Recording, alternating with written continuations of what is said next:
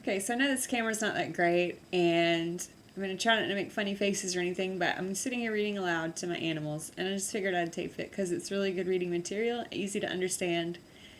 It's about the U.S. Constitution. I hope you appreciate it, enjoy it, give me a thumbs up. In 1776, we came out of bondage with faith, understanding, and courage, even against great odds.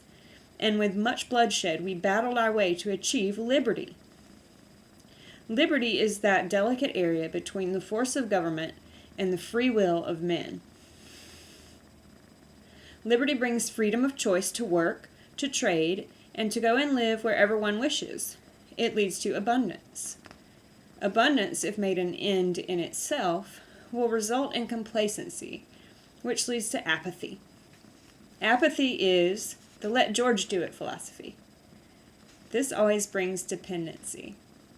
For a period of time, dependents are often not aware that they are dependent. They delude themselves by thinking that they are still free. We never had it so good. We can still vote, can't we? Eventually, abundance diminishes and dependency becomes known by its true nature, bondage.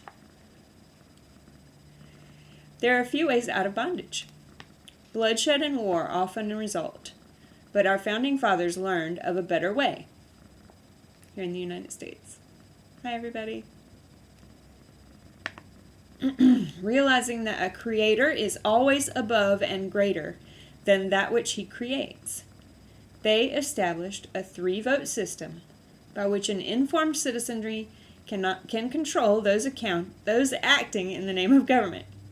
Citizenry should be able to control the government.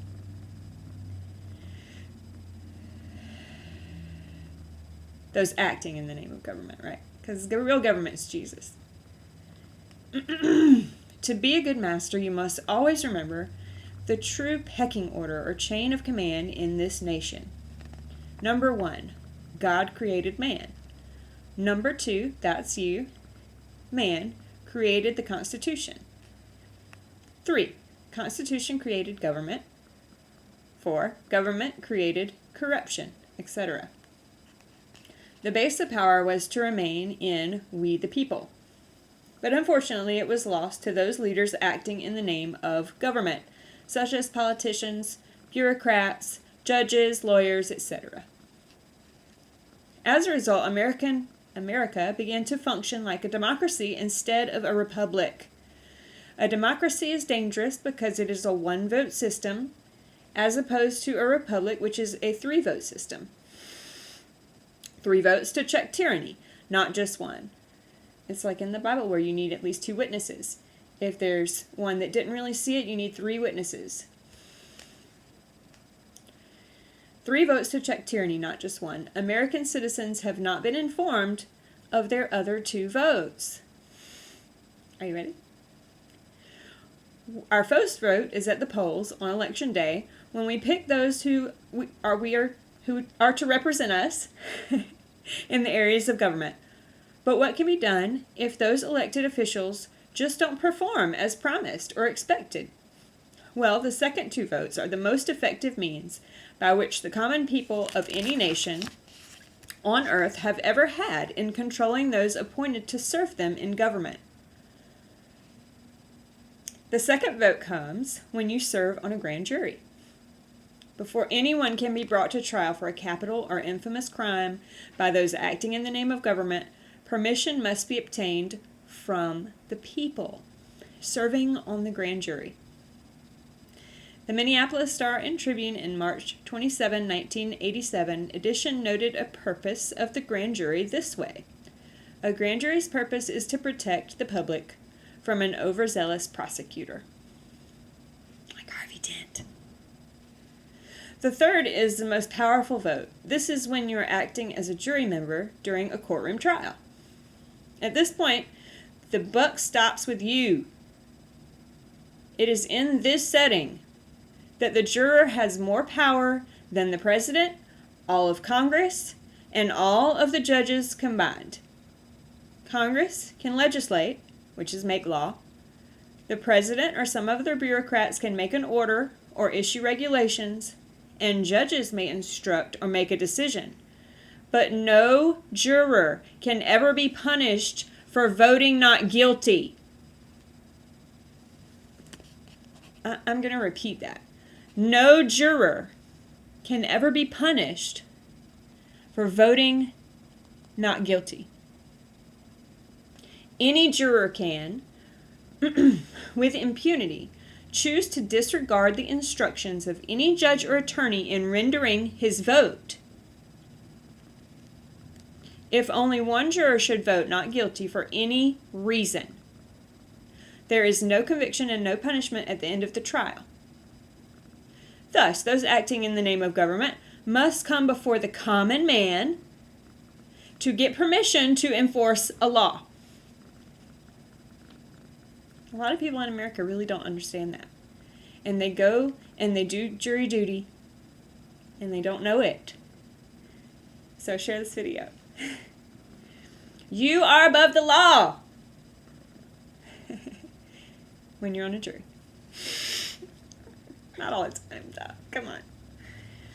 As a juror in a trial setting, when it comes to your individual vote of innocent or guilty, you truly are answerable only to God Almighty. Isn't that beautiful? The First Amendment to the Constitution was born out of this great concept. However, judges of today refuse to inform jurors of their rights. The Minneapolis Star and Tribune, in a newspaper article appearing in its November 30th, 1984 edition, entitled, "What Judges Don't Tell the Juries," stated, I know this is old. Our country is old too. At the time of the adoption of the Constitution, the jury's role as defense against political oppression was unquestioned in American jurisprudence. This nation survived until the 1850s, when prosecutions under the Fugitive Slave Act were largely unsuccessful because juries refused to convict. Then judges began to erode the institution of free juries, leading to the absurd compromise that is the current state of the law. While our courts uniformly state juries have the power to return a verdict of not guilty, whatever the facts, they routinely tell the jurors the opposite.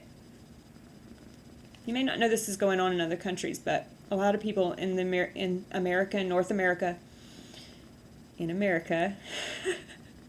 because we have the Constitution, you know you like it. Come be a citizen. They don't know this.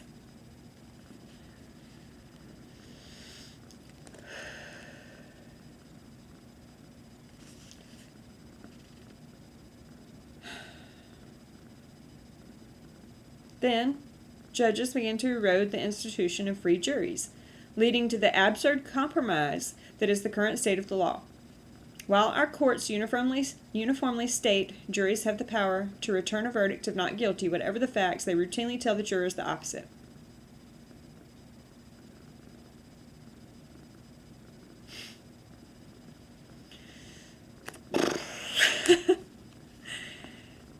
You know? Further, the courts will not allow the defendants or their counsel to inform the jurors of their true power. A lawyer who made Hamilton's argument would face professional discipline and charges of contempt of court. But what logic should juries have the power to acquit a defendant, but no right to know about that power? By what logic? You can have the power, but you're not going to tell you. This is tyranny. I mean, there's this, this is here for us in the Constitution. Like, you have the power if you're on a jury. Let your other jurors know. I've tried it before.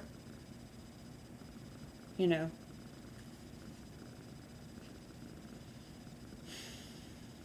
guess I'm only answerable to God for that. But don't make that. Share this video. Let people know. Like, if you're on a jury next week, even if it's just like a traffic court thing, just vote not guilty. Like, especially if you believe that it's something that should be changed. Not necessarily a traffic law, but like the THC laws. Like if somebody's in your state needs a treatment, tell people, like, if you're in a jury that has a trial that is one of these laws that forbids a plant, just vote not guilty. Like, change that law. Like, it's a plant. You make THC in your own brain. How could that be illegal? It's not illegal. It's an unconstitutional law. And you can change it. You're on a jury. Vote not guilty. You are judging the law. You're not judging that person who's standing in front of you, or even if they didn't even make it to trial and you're still going to judge them. You are not judging them. You are judging the law. So take that with you, share it, let people know. I appreciate the watch. Give me a thumbs up. I know this is long. Thanks. Let me know if you liked it.